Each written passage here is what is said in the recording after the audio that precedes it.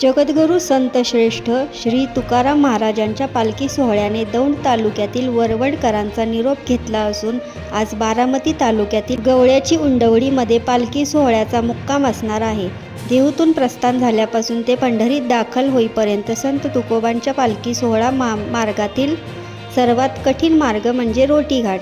पालखी सोहळ्याने पुणे सोलापूर महामार्गावरील प्रवास संपवून नागमोडी वळणावळणाच्या रोटी घाट टाळ मृदुंगाच्या साथीने हरिनामाच्या जयघोषात सहज पार केला आहे. हा घाट पार करण्यासाठी रोटी गावच्या 5 बैल जोड्यांनी परंपरेप्रमाणे पालखी रथाला साथ दिली. जगद्गुरू श्री संत तुकाराम महाराज पालखी सोहळ्याचे देहूतून प्रस्थान झाल्यानंतर पंढरीपर्यंत जाण्यासाठी जो मार्ग आहे तो मार्गातील सर्वात खडतर मार्ग म्हणजे हा रोटी घाट. श्री संत तुकाराम महाराज पालखी महामार्गाची निर्मिती होण्यापूर्वी हा घाट पार करणे म्हणजे वारकऱ्यांसाठी मोठी कसरत असायची. पण आता पालखी महामार्गाची निर्मिती झाल्याने वारकऱ्यांचा प्रवास सुखकर झाला आहे.